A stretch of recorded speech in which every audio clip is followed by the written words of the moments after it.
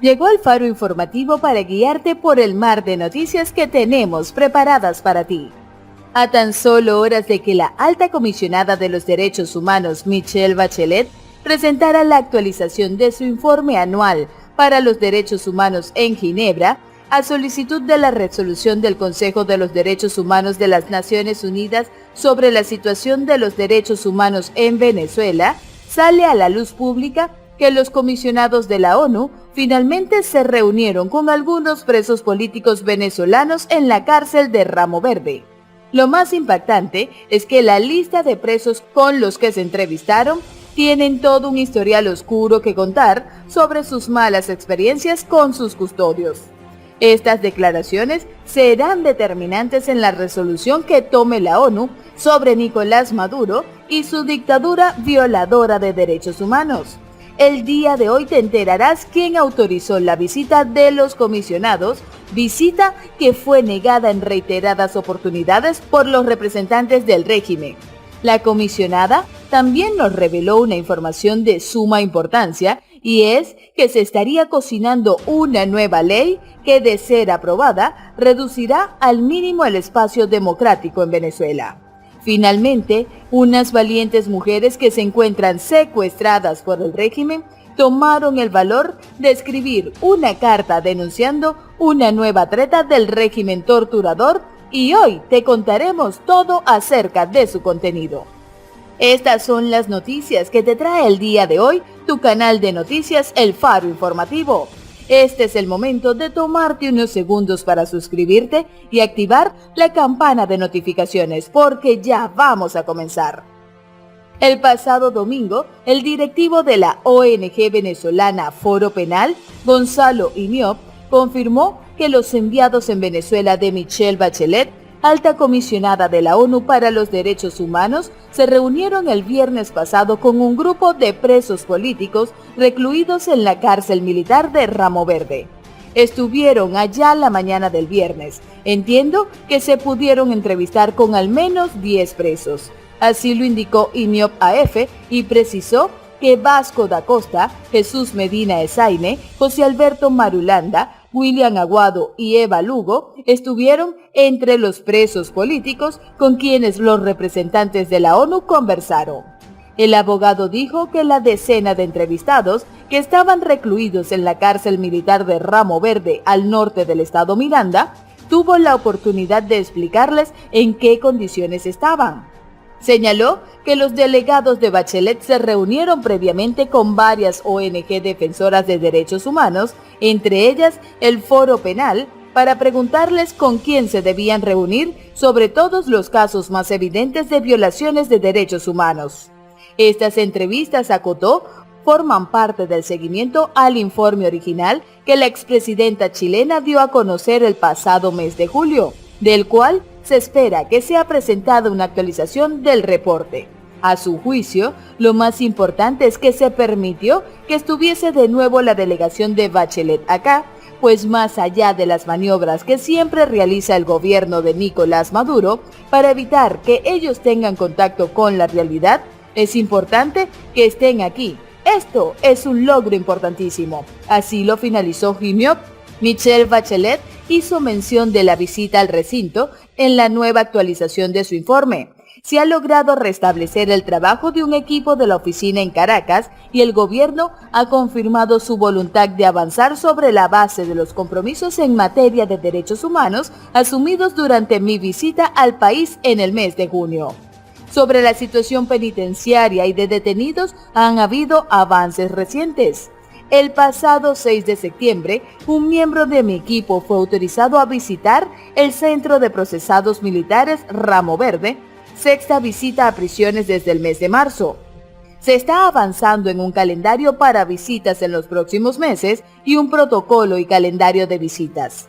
De acuerdo con los compromisos adquiridos con mi oficina, el gobierno, refiriéndose a los usurpadores, ha cumplido con la excarcelación de 83 personas, incluidas aquellas cuya detención había sido considerada como arbitraria por el Grupo de Trabajo de Detención Arbitraria y que seguían en régimen de detención, y otros casos señalados por la oficina. queda pendiente la liberación plena de la jueza Afiuni y del periodista Braulio Jatar, quienes obtuvieron medidas parciales. La comisionada de los derechos humanos también habló de un tema bien delicado para el régimen, y que es otra muestra del inminente desastre en el que el régimen ha convertido al país, y mencionó: al día de hoy, el salario mínimo equivale a $2 mensuales en comparación con los $7 en junio. Así, una familia necesita percibir el equivalente a 41 salarios mínimos mensuales para poder cubrir la canasta básica alimentaria. La dolarización de facto en varios sectores de la economía está exacerbando las desigualdades. Los servicios públicos han seguido presentando fallas graves y recurrentes, con especial intensidad en el estado Zulia. El desabastecimiento de combustible fuera de Caracas ha agravado la situación. Me preocupan las recientes acciones para aprobar una ley que tipifica como delito las actividades de las organizaciones de derechos humanos nacionales que reciben fondos del extranjero. Esa ley, si se aprueba y se aplica, reducirá aún más el espacio democrático. Ojo pelao con esta ley, mi gente, porque nosotros indagaremos para traerte más detalles en los próximos videos. Pero hoy te contaremos que el día martes 3 de septiembre, varios funcionarios del gobierno se presentaron al Instituto Nacional de Orientación Femenina, mejor conocido como el INOF, ubicada en Los Teques, en el estado Miranda, para obligar a las mujeres que están allí detenidas a firmar un documento de la campaña No More Trump. Una de las féminas, Janine Fabiana Pernía Coronel, detenida por el caso de los drones, dice en una carta de su puño y letra que el documento donde pretendieron hacerla firmar está dirigido al director de las Naciones Unidas, cuyo contenido es el rechazo de la supuesta violación de los derechos humanos al pueblo venezolano, basado en el bloqueo económico y la incitación a la guerra, con el fin de cambiar el gobierno elegido bajo elecciones por los venezolanos. Muchas de las privadas de libertad, es decir, presas políticas y comunes, se negaron a estampar su rúbrica en dicho documento. Tenemos conocimiento de nuestros deberes, pero también de nuestros derechos como privadas de libertad. Aún sabiendo que somos inocentes, aceptamos nuestra condición y estamos en el proceso legal para tratar de conseguir nuestra libertad, a pesar de la dictadura en la que estamos.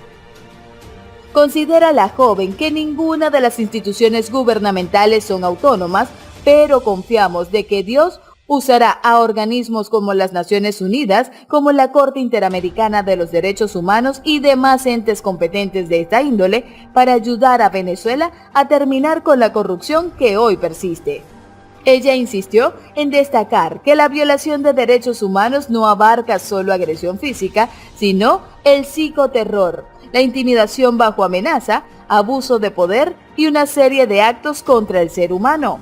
Pernía Coronel dice, como postdata, en la carta que suscribe: mis compañeras se niegan a firmar este escrito por miedo a represalias, tanto a ellas como a sus familiares. Yo también tengo temor, ya que fui víctima de torturas de parte de los cuerpos policiales, la Dirección General de Contrainteligencia y el SEBIN. Pero sé que Dios tiene un propósito conmigo y si este es uno de esos propósitos, lo acepto, que se haga su voluntad en todo momento.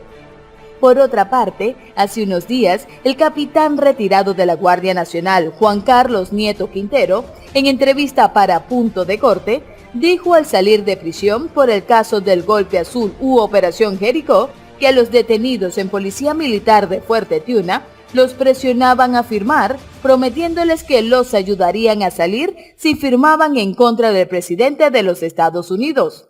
Les dijeron: firmen que con esto los vamos a ayudar para que salgan de prisión, independientemente de la causa. Y así se burlan, les siembran esperanzas y después los dejan olvidados. Esto es un mensaje a los oficiales que se prestan a cumplir las órdenes arbitrarias del gobierno, quienes luego se quedan solos. Así dijo Nieto Quintero.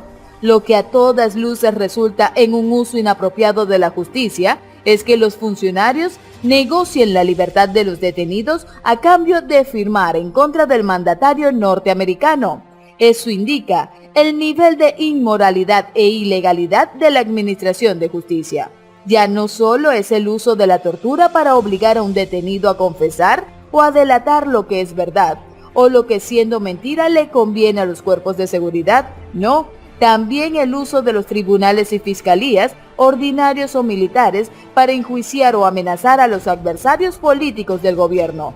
Es además el uso de los presos como grupos de choque para la defensa de la revolución bolivariana, sin tomar en consideración el nivel de peligrosidad de los individuos a quienes se entrena. Y ahora, presionar, chantajear o amenazar a detenidos para que se vean obligados a firmar en contra de Donald Trump. Lo mismo que han hecho con los empleados públicos amenazados con perder el paupérrimo cargo que ocupan, o con las amenazas de no recibir la caja del CLAP o los bonos de sobrevivencia si no estampan su firma en las planillas, para las cuales el gobierno sí encontró papel, el que no se consigue ni para un documento en algún registro o notaría. Asimismo, tal cual. Y con esto, mi gente, finalizamos por el día de hoy, esperando como siempre contar con tu compañía en los próximos videos. No dejes de enviarnos sus comentarios que gustosamente responderemos. Esto fue El Faro Informativo.